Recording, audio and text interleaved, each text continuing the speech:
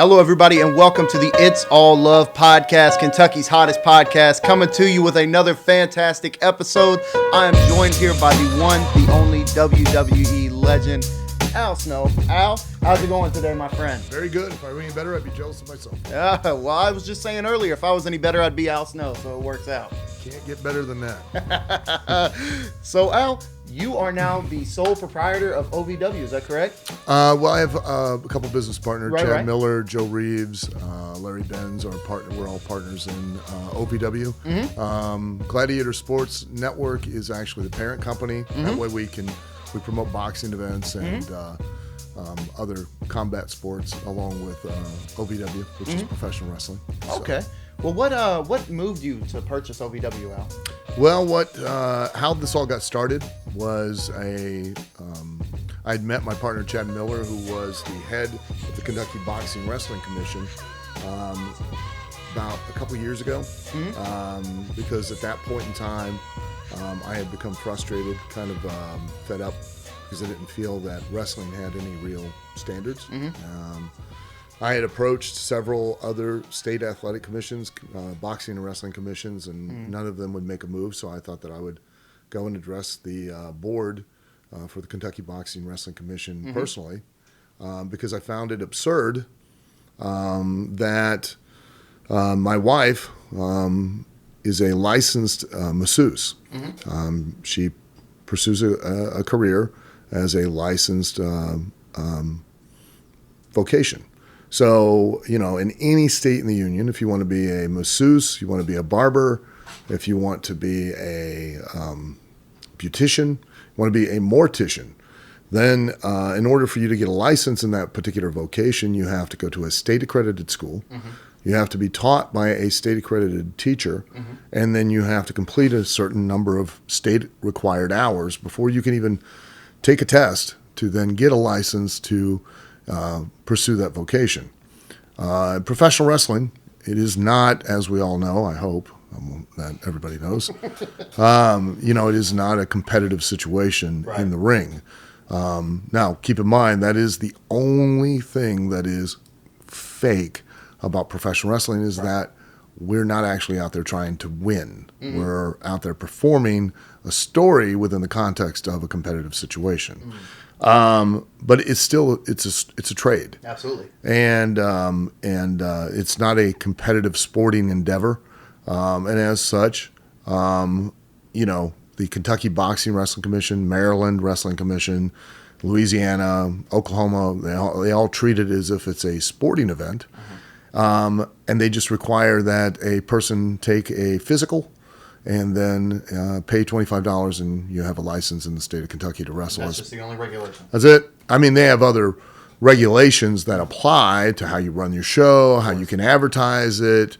But as far as being an athlete, there are no standards. There's no bar set. Wow. There's no entry level, no state accredited schools that you'll have to go to. It's a free for all. So it seems like the only regulations is more so on the monetary side. Pretty much.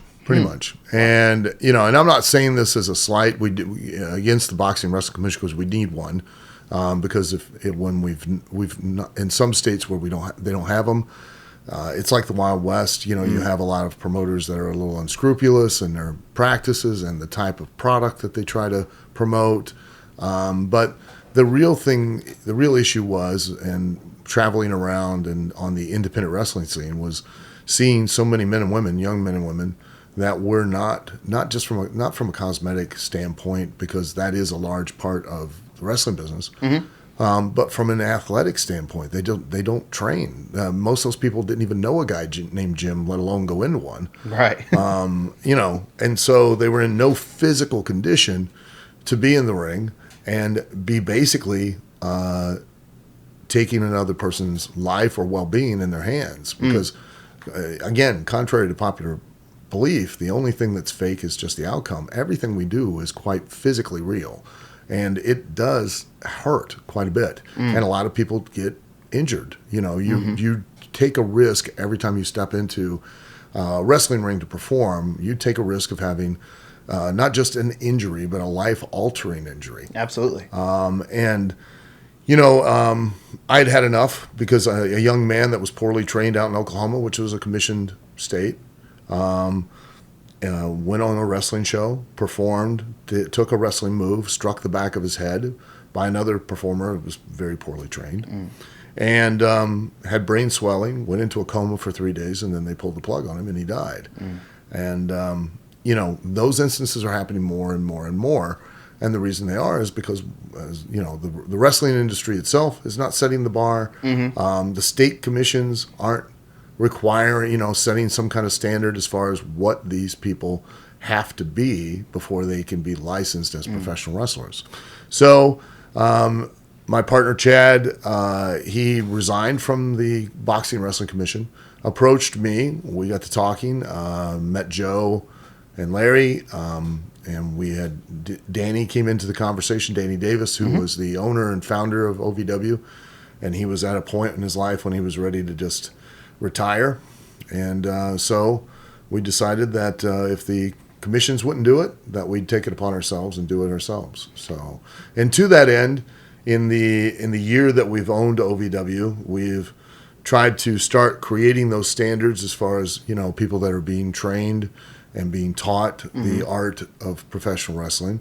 And we had, back on June 1st, we had the first ever in professional wrestling, had the first ever combine, just like the NFL, where we had quantifiable, measurable metrics of a person's athletic performance to have determined an overall score.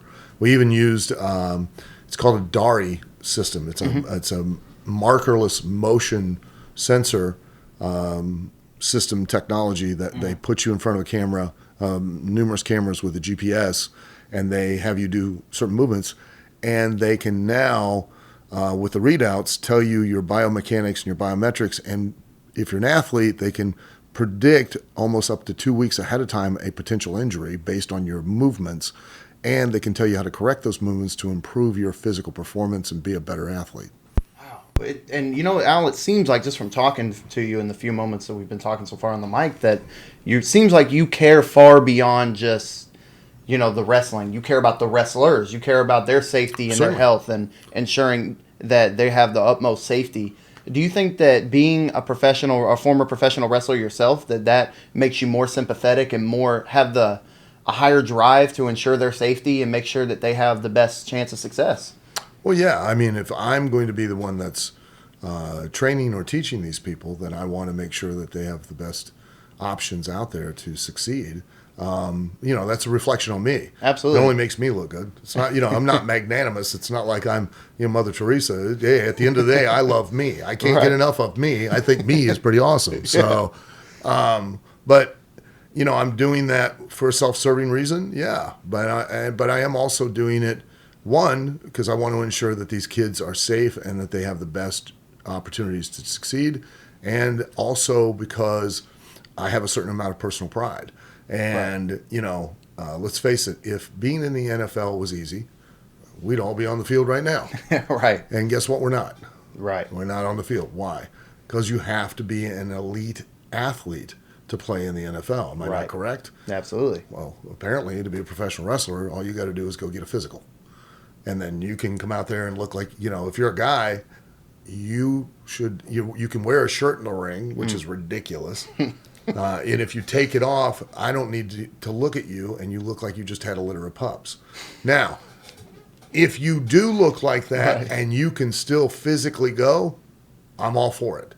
But 9.9% out of 10 times, 9.9 out of 10 times, you're going to see a guy who looks like he had a litter of pups, and he physically can't go. Right. He's going to be a mess in the ring. And in about 8 minutes, when he is in his fantasy-filled head is thinking, I'm going to do that cool move I saw some wrestling superstar do on TV, either from New Japan or Ring of Honor or WWE, that one, he's never practiced, two, he's already poorly trained as a wrestler anyhow, and three, has no physical aptitude or conditioning to do it. He's going to pick somebody up, drop them on their head, and then injure these people. And I don't want that guy in. Absolutely. So have you been taking it seems like you've been taking pretty big steps within your organization to make sure that your guys are properly trained and going above the standards of what the state says, even, going above and Well, beyond. the state doesn't have standards. Right. As far as training is concerned, as far as you could, right now, I swear to you, you could go apply for a license, go on KWBC, right on your laptop, and fill out the form, send in your $25, and they'll send you a license. You have to take a physical, but that's it. Right. Absolutely. And that's any state in the union. You go. I'm not down in Kentucky. They're awesome. They actually do a lot of things for the betterment and the health and the welfare of the wrestlers. But you can go to Maryland. You can go to Louisiana. You can go to Oklahoma. They're all very, very strict. Some of them require a blood test. They have concussion protocols now, which are great. But there's no standards as far as what kind of training or what kind of physical ability or conditioning that the wrestlers have to have or maintain. Absolutely. It's just, pay your money, you're on. Wow. So, Al, let's get into after the wrestling life, because I know we've talked quite a bit off the microphone about you starting a trade school with OVW, about wanting to advance the careers beyond just on the stage. Talk to the viewers a little bit about that. Well, I always held the contention that professional wrestling, because again, we all know, maybe a shock to some, but that it's not an actual competitive situation. Right. So if you're wanting to pursue this as an endeavor, then it's different than if you go to a boxing gym or you go to a martial arts school. You're learning physical skills basically to compete in a combat sport. Now, martial arts, a lot of people don't necessarily go to the tournaments and things like that and compete, but you're learning those skills purely for physical performance. In professional wrestling, you're being taught skills that allow you to pursue a career, and a career that could take you all over the world. That's a major difference. I'm going to teach you how to physically, really legitimately wrestle. I'm going to teach you there are going to be elements of martial arts in it, judo and jiu-jitsu and karate. I'm going to teach you actual physical, all of the submission holds, all of the switches, reversals, takedowns, they're all quite real. I'm going to teach you how to, what we in terms of wrestling call take a bump, basically how to land. It's still going to hurt because contrary again to popular opinion, the ring's not a mattress or a trampoline. It is an actual steel frame with 2x12s laid on top of it and then about a 2-inch piece of padding over top of that. So that shit's going to hurt. And it hurts every time.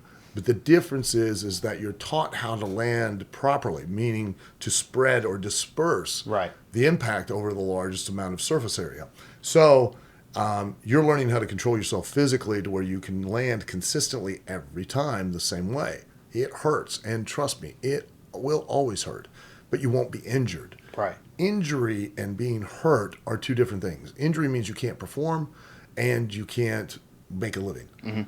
Hurt means, hey, it hurts, but you can still go in that ring and you can still do what you need to do. So everything that we teach you is quite real, physically. But I'm also teaching you skills on how to tell a story psychologically that will catch an audience's emotions and then how to manipulate those emotions to raise them to a peak that then drives them to want to pay to see you again. Right. I'm also teaching you skills outside of the ring on how to market yourself, make yourself a brand, because you're nothing more than a product. You're ice cream, you're peanut butter, and you have a shelf life, and you have to make the most of that shelf life while you can, because when the audience gets tired of it, you now go down the shelf or you get replaced. So you need to know those skills and understand those skills as well. So it's not a pursuit like boxing, where the boxer is being taught strictly to go in the ring, throw punches, and bob and weave and slip, and you're being taught to do those things not to win. You're being taught those things to make yourself into a product that moves people to want to pay to see you on a larger and larger basis. So that's a trade. It's not a competitive athletic pursuit. It's a trade. Is it a competitive athletic pursuit? Yes, but it's actually a vocation. So there were issues. That's a long answer to a very short question. I apologize. But no I want people to understand what the thought process is. So it's an issue. Even the NFL have started a program to address. Right. with their athletes, and it comes down to you take high level athletes, and they don't become high level athletes overnight. They have devoted most of their life from playing pee wee, like an NFL football player probably started in a pee wee league, went to his junior high team, to his high school team, to college, and then the NFL. Well, now his career is coming to an end on the field, and these athletes don't know how to function off the field Absolutely. without being a football player, and they have no skills.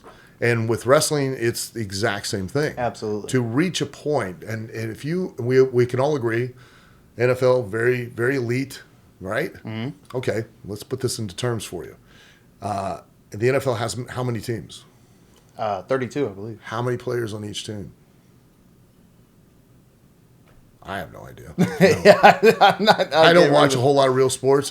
I'll watch football, but I'll really watch football if it's the game-winning touchdown and the player that's got the ball stops midfield, rips off his jersey, he's got the other team's jersey on, and he runs the opposite direction, and the coach comes off and waffles him with a chair, and somebody else picks up the ball. I'll watch that. But I ain't watching just football. I mean, that's boring. They can give me some angles and things, I'll be all for it.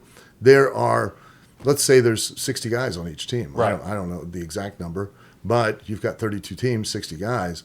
That's quite a few players, and there's quite a few opportunities for a player. Not to say that, but now compare that with wrestling. Right now, where you want to be is WWE. Everybody that wants to be a professional wrestler wants to be in WWE. How many thousands of those people are all over the world? Not just in the United States, England, Germany, France, Spain, China, South America. They're everywhere, and there are thousands in every country that want to be in WWE. Right. They have a full-time roster of about 60 people. Wow. That's it. And only 3 or 4 of those are at the very top, and then you go down. So you even just to be on the roster, out of how many thousands of people, what are the odds of you finally being one of those 60 and then being able to stay there for any length of time? Very small. Very. Because you would have to, I assume because you would have to not only compete in your own country, but then you have to go and compete with all the other countries to get on WWE. And you have every one of those people, because wrestling is different than any other industry. You're evaluated on 2 things. You're either the thing that sells tickets or you're one of the things that helps sell tickets. If you don't serve one of those 2 purposes, you don't serve any purpose. So you go away. That's it. So if you had 30 seconds of television time last week, which you were only given that 30 seconds to motivate somebody to buy a ticket, then everybody in the back wants that 30 seconds of your television time. Right. And you're only as good as the last time you performed. So every time you go out on TV, you've got to hit a home run, or at least a triple. Because you hit a double or a single, they start raising questions, you may not get that 30 seconds again. Wow. So it's very ultra competitive. So professional wrestling has a great inroad. It has a great way of teaching you skills to get in and pursue your opportunities. It has nothing, there's never been anything that would teach these young men and women skills to have an exit out of their careers when they all eventually do come to an end. We have a very high death rate in professional wrestling, and a large part of that, and this is just supposition on my part, it's not like I'm an actual psychologist, comes to the fact that a lot of these people can't deal with a life that's not directly connected to their performance in the ring, much like the football players on the field. But so much so that it becomes who they are, not what they do. Absolutely. And they can't function.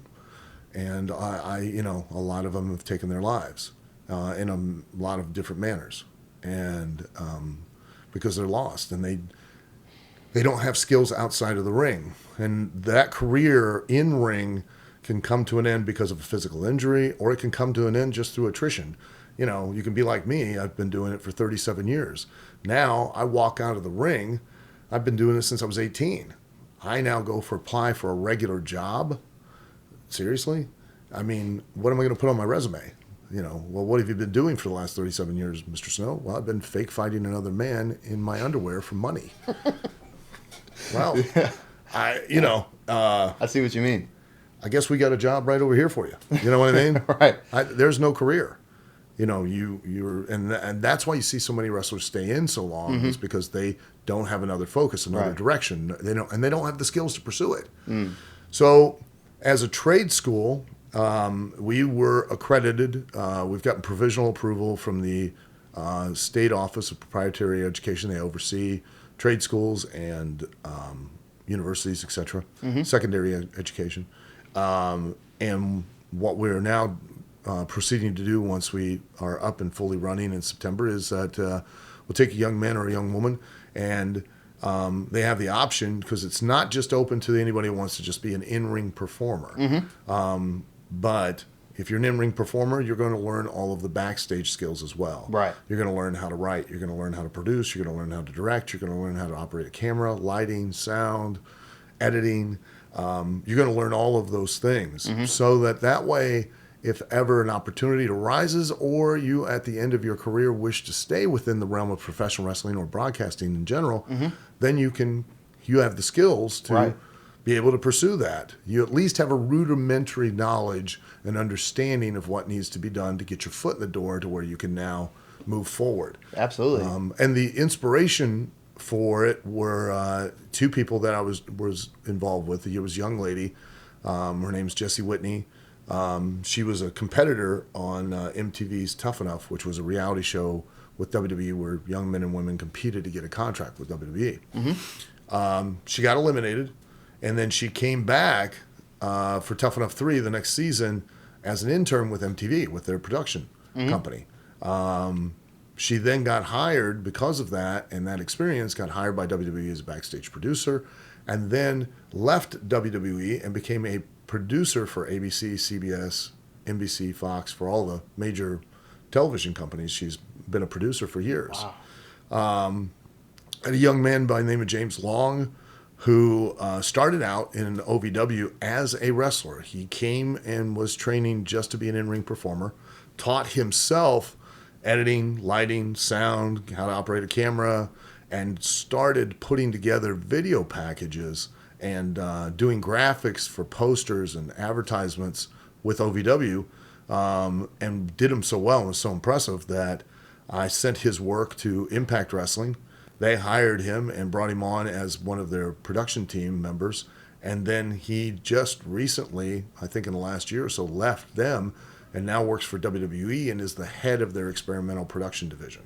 So he's got a whole, life and career outside the ring, because he started as an in-ring performer but taught himself those skills. So it's my endeavor with the trade school to be able to teach all these young men and women these skills so that they can have more options to and have another job and a life outside the ring after their in-ring career comes to an end. Absolutely. And I think you're actually touching on a very impactful subject that's been going on not just in wrestling but in sports in general. Sure. Because even though you did say that wrestling's may not be a competitive sport, it's certainly a physically demanding sport. Sure it is. And it's it seems to be a sport that you can only do it for a certain amount of time, because as the body ages on, it gets a little bit more difficult, just like the NFL, NHL, whatever. And it's truthfully not your standard 9-to-5 job. No. And so it seems like what you're wanting to do is transform that physically demanding job that you can only do for a certain amount of time. And while doing that, you're teaching them how to work a 9-to-5, how to go out and be a functioning member of society. Well, it doesn't have to be a 9-to-5. I'm giving them skills that they can continue to pursue, other vocations within the entertainment industry. Absolutely. And, and trust me, when you are in professional wrestling and you understand what it is you're really doing, you learn skills in this business that are applicable in all walks of life. And unfortunately, though, you can't quantify them and put them down on a resume to where an average person will look at the resume and go, like if you've worked at Walmart and you worked your way up through the whole career and now you're a manager at Walmart. Absolutely. Well, then you go somewhere else and you apply for that kind of a job. They go, well, he worked at Walmart for X number of years and he's had these positions. Listen, I know as much as the guy at Walmart. I don't know his whole deal at Walmart because I haven't been at Walmart. I could walk in 2 weeks and I could do the same thing he's doing because I've been doing it for myself, not a product on the shelf. I'm the product. Right. So I've learned how to market. I've learned how to promote. I've learned how to advertise. I've learned how to publicly speak. I've learned how to write. I've done all of that stuff because I'm the product. Absolutely. But if you go and apply that to a regular person, they're not going to understand or see Absolutely, that. because it's not there on the paper, no documentation. Yeah, and for these young men and women, they devote their lives to these pursuits, with the NFL or NHL, like you said, or NBA. And when you become an elite athlete, the hardest thing for these men and women to come to grips with is, for the average person, the hardest thing to come to grips with is growing old and dying. Right. But for them, it's growing old and then the death of their careers. That's immensely much more difficult to overcome, because you grow old, you die. Well, we don't know what's on the other side. You know what I mean? You've assumed room temperature, and hey, things could be just fine. We don't know. You'd be rosy. It could be awesome. I'm looking forward to it now. I'm talking myself into it. But with the death of your career, you're still alive.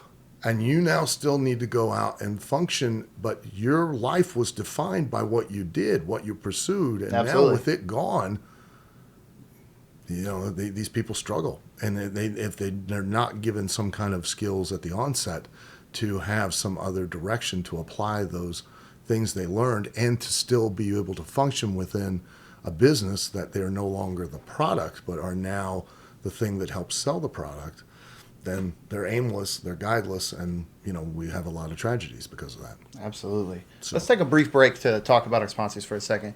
Hey, Breland, would you mind bringing me that ice cream over? It's my favorite part about an advertisement break is getting to have a little bit of ice cream. We have ice cream. We do have ice cream here in the studio. I love ice cream. Well, what we have here, Al, is a spoon for you, my friend. Yeah.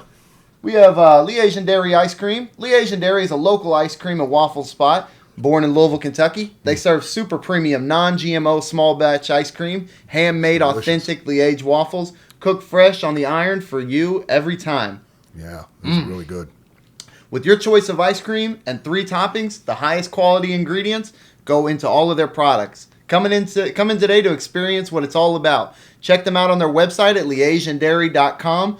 or on social media at Legend Dairy. I know Andrew is one of my favorite people in the whole world, so Andrew, this one's for you. I just had before I got here, I had their peanut butter blast sundae. Yeah. Oh my god! What'd you think? So ridiculous. Oh, it's amazing. It shouldn't even be legal what they do to ice cream. I'm going to end up going back there again. Believe me, I'm hooked. So Al, let's talk a bit about. Let's go back to your early career. What created you, or what made you to want to be a professional wrestler? Where did that all start? I don't know. Couldn't tell you. Really, and I say this in all sincerity. If anybody asks you, you're doing something, and people can ask you why you do it, and you can give them some conscious reason why you're doing it, then you're not doing what you should be doing. Wow. I do what I do because I had a passion to do it.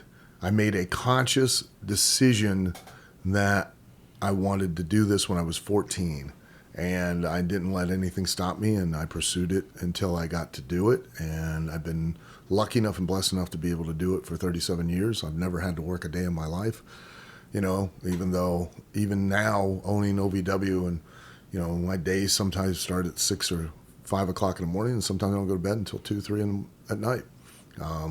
I don't have holidays, and I never have. I've never had holidays. I've never had days off. I've never had weekends. The typical life, per se, but I've never regretted it. It's just been it's been amazing, and I've been blessed to get to do it. And so there's not a thing you would change? No. I mean, knowing now what I know that I could have known then would have allowed me to take more advantage of opportunities that I had. That at the time I just didn't see the opportunities or didn't understand how to make the most of them. But no, other than that, I mean, I don't have any regrets. Absolutely. I made plenty of mistakes, but I own up to them and take my responsibility in making those mistakes. I wrote a book just recently. Tell us a bit about that book. Memoirs, called Self-Help, which I wanted it to be called How to Take Shit and Make Shoe Polish and Other Lessons I've Learned from Wrestling. But they wanted to call it, the publisher was like, we can't use that. I was like, God, it sounds so much better than self-help. But it's life lessons from my bizarre career, which there's some ridiculous stories in there that only can happen in wrestling. Like me in a van for 3 hours with 6 drunk midgets, and like I was going to fight one of them, and we got banned from IHOP because of 2 of them getting in a fight in the middle of IHOP at 3 a.m. with a bunch of other drunk normal people, and then we got one naked, and then he almost fell out of the van while we were going down the highway. It's a long story. Now I have to read this book just for the whole IHOP story. Yeah, there's plenty of those in there. But you learn certain lessons from certain experiences when you go through life, and I tried to put the lessons in there that I learned, and I owned up to mistakes. During my first marriage, I had an affair with a girl, and the girl got. We could say rather attached to the point to where she faked her own death, and I was under investigation for murder for about 2 weeks. Wow, it was awesome.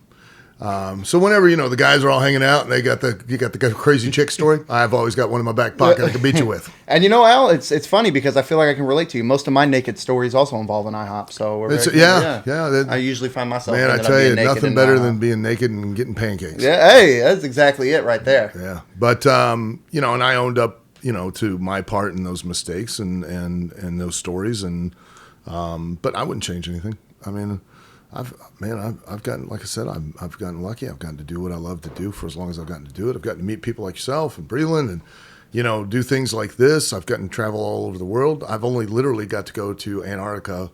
I just need to step off the boat or the plane, put my foot down. I've been on all 7 continents on the planet. Wow. I grew up in a small town called Lima, Ohio, out in the middle of nowhere. We didn't even have concerts come there. We didn't have anything. And I've been able to go and been on several safaris in South Africa. I've been to the very southern tip of the continent and seen where the Indian and Atlantic Ocean don't meet. They literally meet and are just like what you see on a map, where it's like green here and blue here, and somebody took a finger and made a line. It's amazing to see. And it's just... I'm so grateful for all of it, and I would never change any of it. Wow.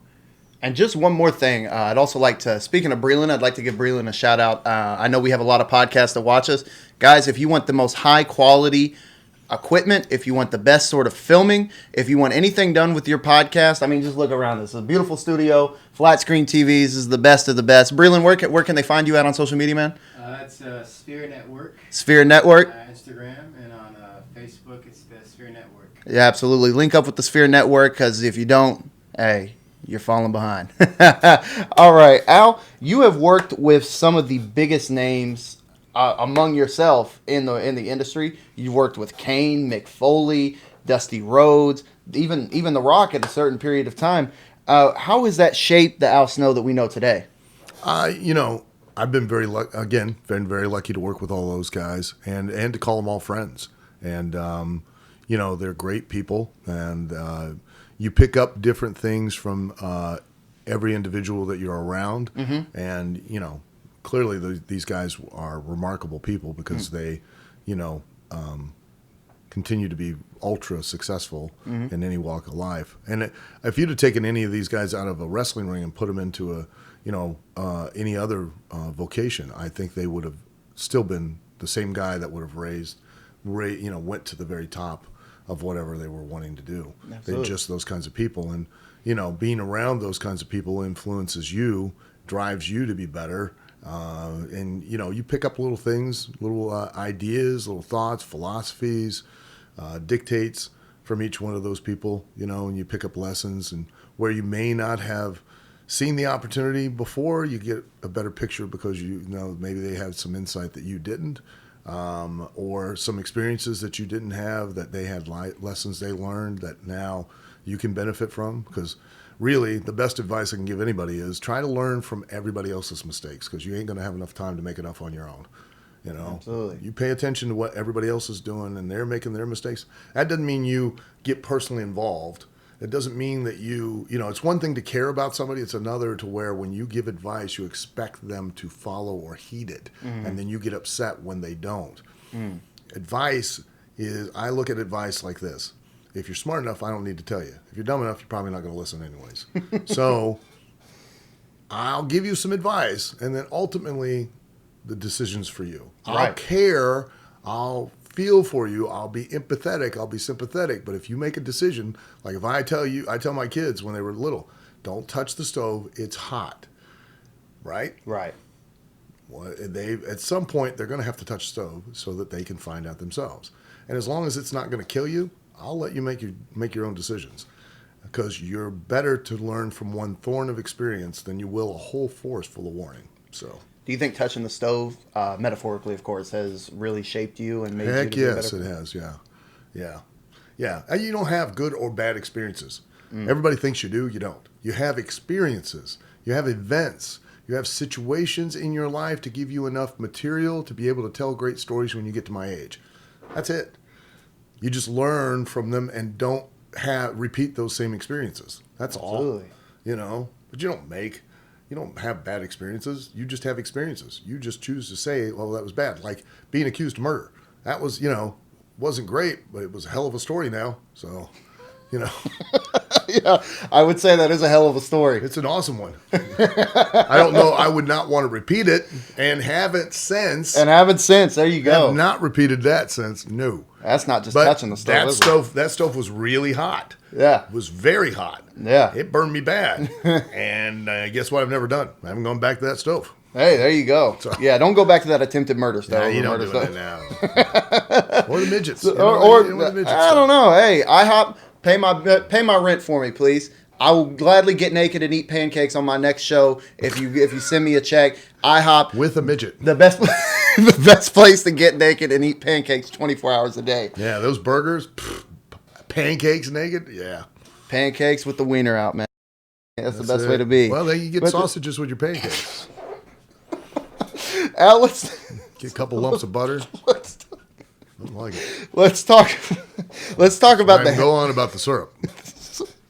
Let's talk about the head gimmick, the classic head gimmick that many people, when you say Al Snow, instantly is the head. Uh-huh. What brought about that? What was the idea around that, or what inspired you for that? At the time I was with WWF, I had a 2-year contract that had a 1-year option, and they chose to roll it over because I wanted to quit. I put in my request for a release, and they didn't grant it. They didn't let me quit. I was like, it was my own bad attitude, and a lot of it was because of my own frustration, which was born out of that bad attitude and not seeing opportunities for what they really were. Absolutely. And but I knew professionally that I had to leave there and I had to go somewhere else, and I had to make myself into a marketable product. And if I stayed there, I would just stay there and I'd be in that spot all the time from there on. But if I went somewhere else, I'd have an opportunity to recreate myself, reinvent myself. And that was exactly what I did. Now, at the time when I was in WWF, I had a character or a persona. It was Leif Cassidy, and I was supposed to be this really kind of upbeat, goofy character. And I figured anybody that was that happy had to be a little mentally unhinged. And so, I didn't have a whole lot of like wins and losses type of success where I lost more than I won. So if I lost, I would lose it. I'd just snap and I'd just go crazy. So I got basically put on loan by WWF to ECW, and went there. They had no plans for me. Paul Heyman had no plans for me, had no direction. Just basically kind of took me out of the locker room as a favor to Vince McMahon, and took me as a favor to my friend Chris Candido, who was Paul's right-hand guy.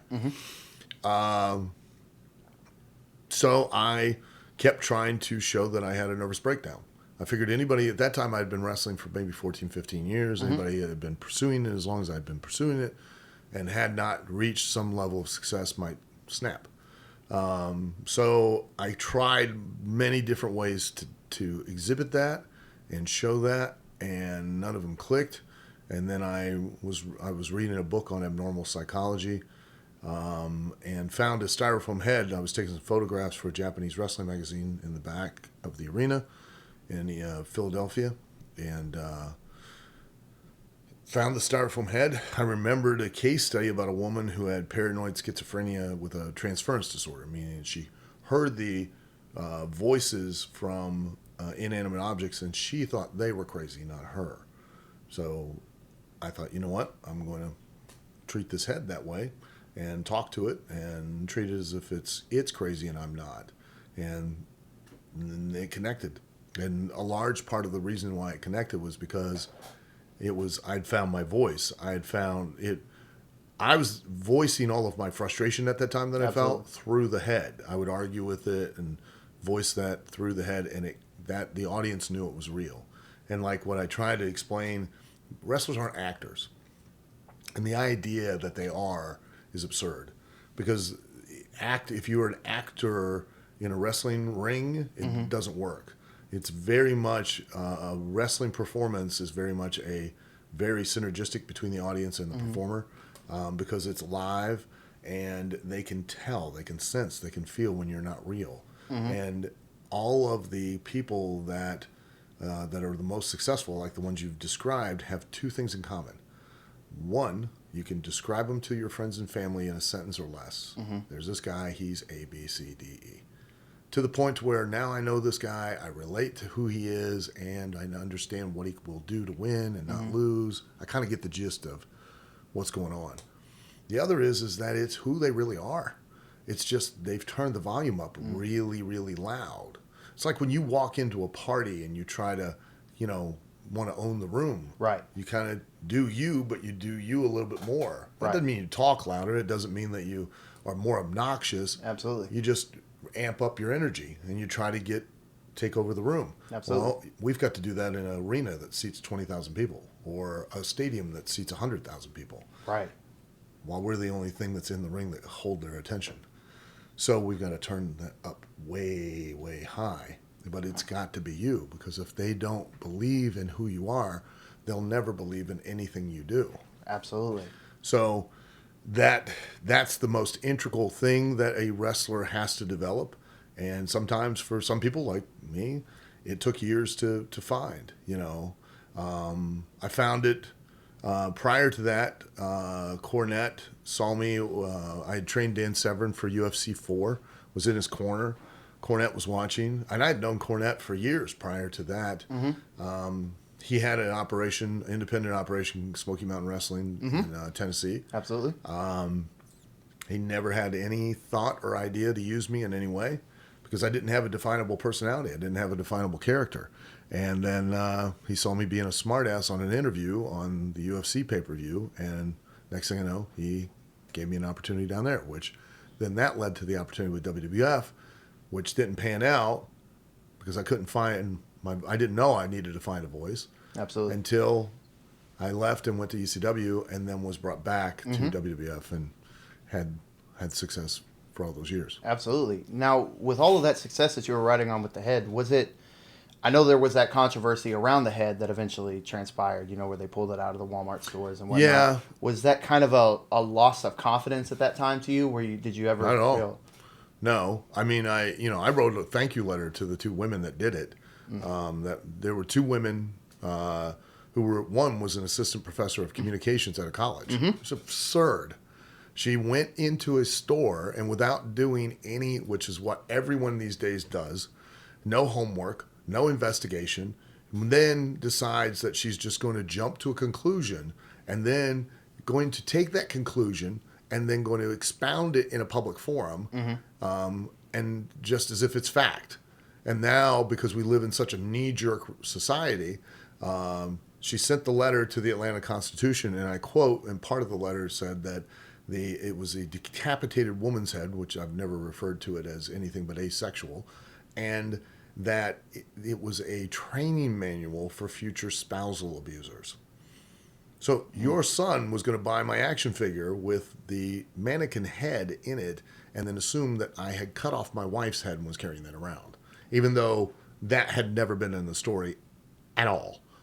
But then the Atlanta Constitution, because wrestling was popular, printed the letter. Wow. So Walmart immediately pulled it from the shelves, and so did all the other toy stores, which was great because it sold them out everywhere, But then years later, when Jakks Pacific made another action figure of me, they made just a little plain white mannequin head and put it in there so that they didn't want to incite any. This is how ridiculous it was. Absolutely. Even we ran a show when I was in ECW, ran a show at a college, Okay, and they had on my picture on the poster, and I had the base of the head, not the neck, the base of the head. Had my hands wrapped around like this, and was doing a crazy look. Like we had a women's group come and picket the event because they said that it incited violence against women. Like, I understand where you're coming from. I know, and I'm sensitive to that. I get it, but you're kind of taking it completely out of context. Not to mention, did you bother watching the show? Did you bother paying attention to anything and really doing any investigation before you decided to just throw your opinion? Which opinion is the lowest form of human knowledge. It quite obviously takes no information or very little information to now expound it out in the public and assume that you're an expert on something. So even back then, you didn't view it as a setback? Not at all. Because any publicity is good publicity. Good publicity, right.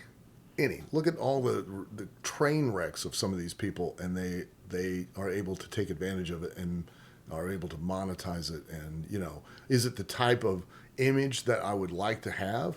No. It's the furthest thing from who I am as a human being. Right. But people don't pay to see me. They pay to see a character. They don't pay to see Alan Sarvin. They pay to see Al Snow. So you know what? I'm going to give them Al Snow. Al Snow's not real.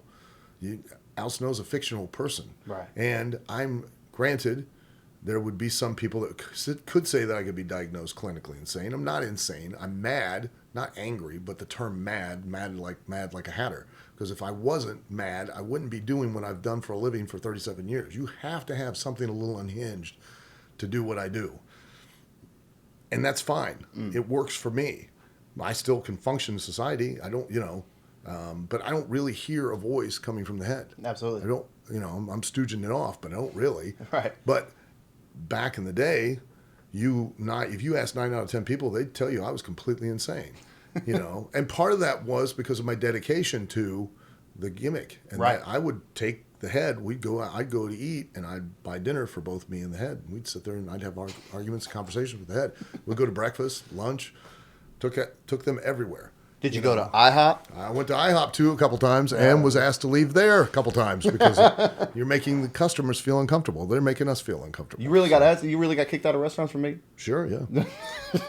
But see, the thing is that way, you're there, you see me talking to the head, you see me on TV, and you believe it, But we're kind of a little off course.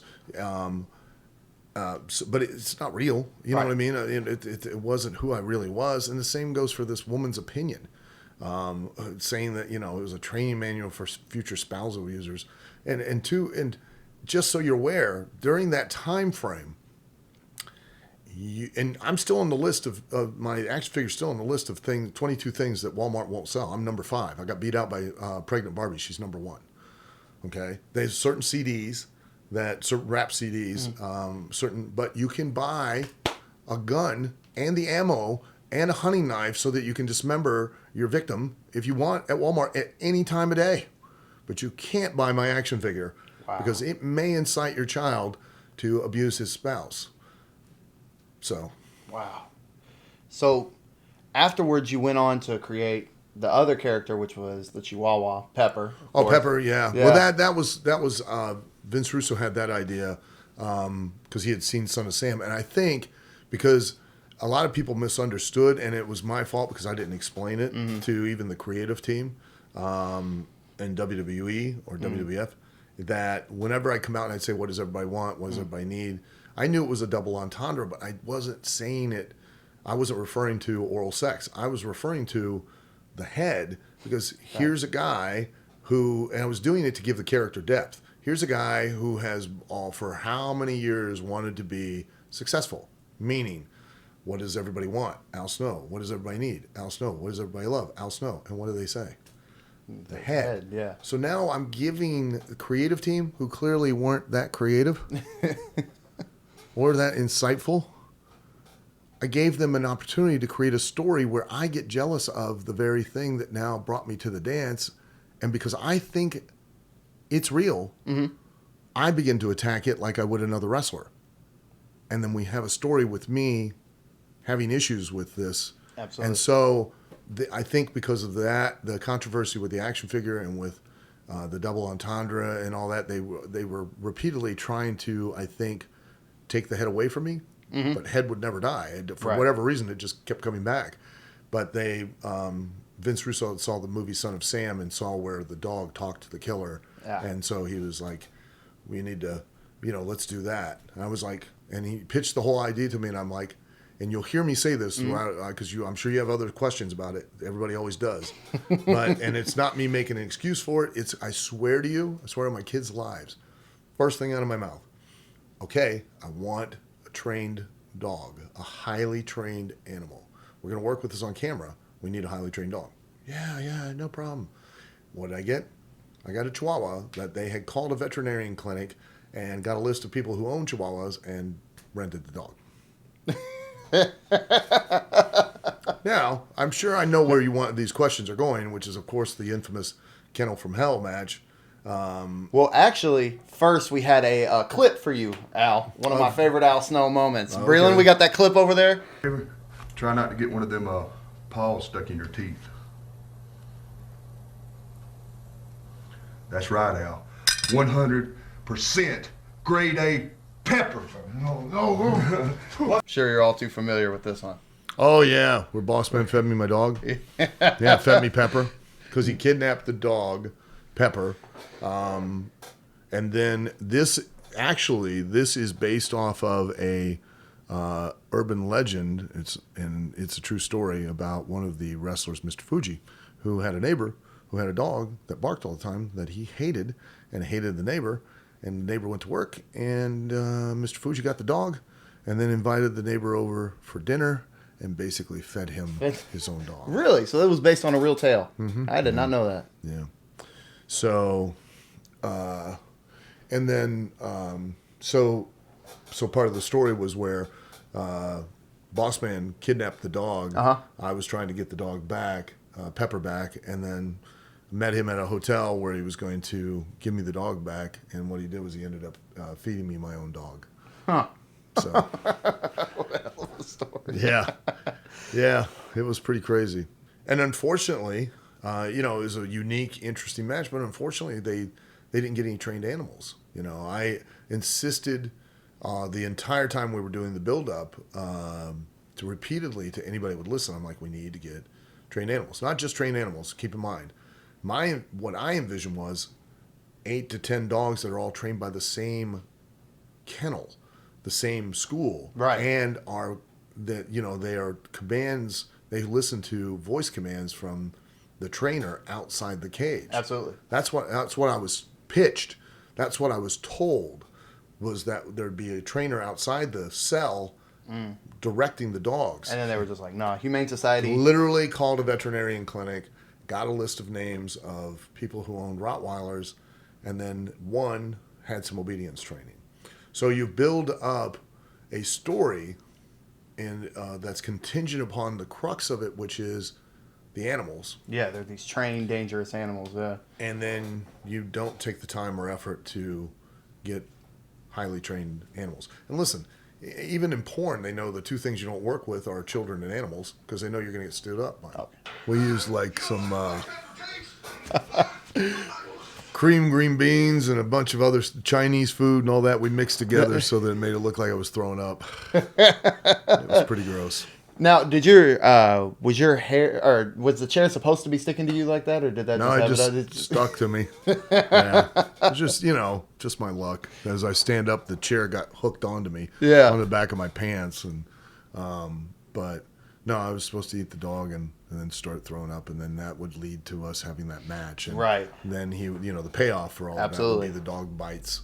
Absolutely. Boss Man. And let's talk a bit about that infamous match right there. Humping each other off the...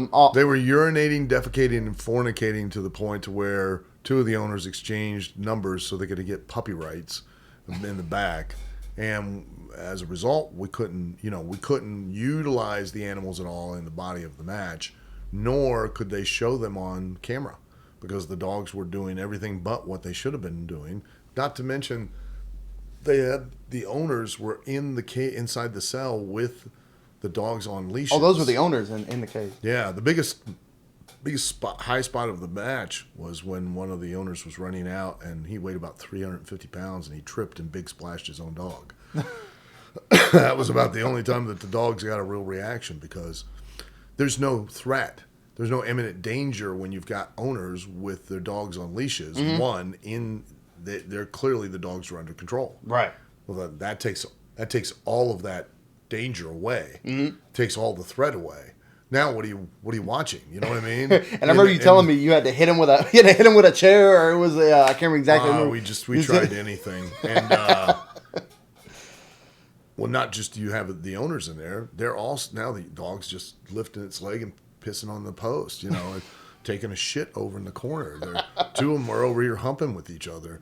You can't. They're not in any way interested in what's going on in the ring. Right. There's a couple that are freaked out because of the noise of the audience and the noise of the ring getting banged around and all that, and they're just frozen. They don't know what to do. Absolutely. So now you've spent months, quite honestly, months, and how many hours of television building a story that revolves around one key point, and that key point, you just wait till the morning of, call a veterinarian clinic, and get untrained animals. Well, I can't understand why the match was the shits. It makes no sense to me. And listen, you take shit and you make shoe polish. And, we, to Boss Man and I's credit, and Boss Man never gets mentioned in this stupid match. I'm the only one that gets mentioned in this match. Absolutely. Like it was my idea, which it wasn't, but somehow it's gotten hung on me. Which is fine, but I'm responsible from the standpoint that no matter the platform, no matter the situation, you got to make shoe polish. Absolutely.